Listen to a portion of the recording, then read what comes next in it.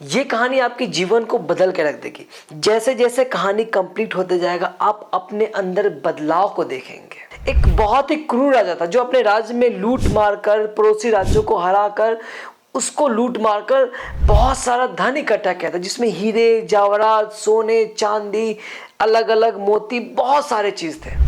वो हमेशा इसी बात की चिंता में रहता था कि कोई मेरे मंत्रिमंडल में से या कोई राज्य में से कोई ऐसा व्यक्ति ना निकले जो मेरे राज्य में रखे हुए सोने चांदी हीरे जवाहरात मेरे खजानों को चुरा ना ले। उसने अपने खजानों को छुपाने के लिए सोचा कि कहीं एक ऐसा जगह पे इसे गुप्त रूप से रख दूं कि किसी को भी पता ना चले।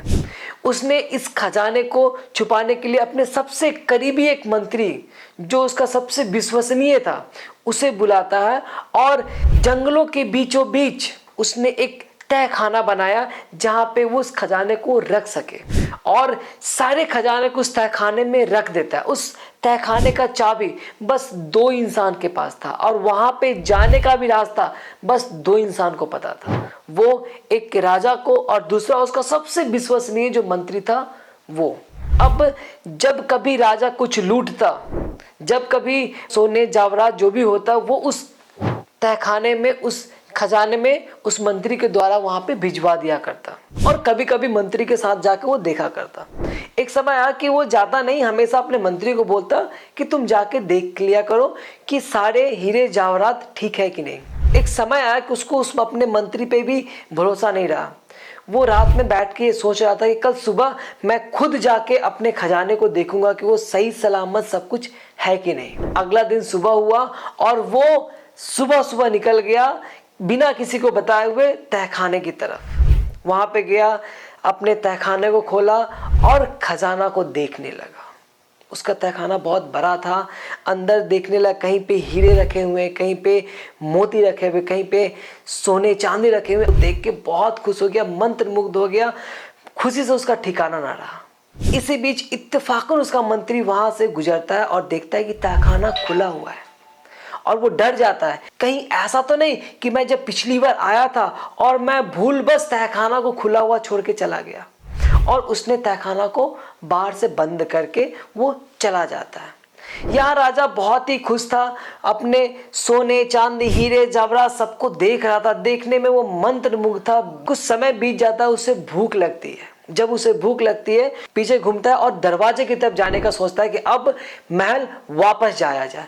जब दरवाजे के पास देखता है तो दरवाजा बंद पड़ा था। अब करे तो क्या करे। बहुत चिल्लाया, बहुत कोशिश किया, थक हार के वो बैठ जाता है। वो अपने हीरे जवाहरात की तरफ सर घुमाता है और उसमें से एक हीरा अपने हाथों पे लेके बोलता है, क्या तू मुझे एक वक्त का रोटी खिला सकती है या एक निवाला खिला सकती है। जब उसने हीरे को ये बात बोली तो उधर से आवाज आया कि तूने अपने जिंदगी में इतने सारे धन इकट्ठा किए, हीरे जवाहरात सब कुछ इकट्ठा किए, लेकिन ये तेरे किसी काम के नहीं। इससे तुझे एक वक्त का निवाला भी नहीं मिलने वाला है। समय बीतता गया, राजा को ऐसा लगा कि अब मैं मर जाऊंगा। राजा ने हीरे के बक्से को उठाया और वहां पे राजा ने बहुत सारे हीरे को इकट्ठा किया और बेड की तरह उसे बिछा दिया और उस पे लेट गया। वो समझ गया था कि मैं मरने वाला हूं। मरने से पहले कुछ लिखना चाहता था। लिखने के लिए भी वहां पे स्याही या कुछ था नहीं। उसने अपने उंगली को एक हीरे से फोड़ा और वहां पे कुछ लिखते हुए वो मर गया।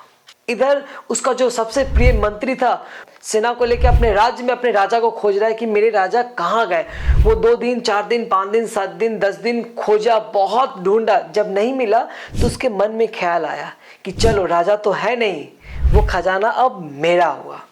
वो बड़ी खुशी खुशी आया, दरवाजा खोला और जैसे ही अंदर देखा तो एक लाश पड़ी थी।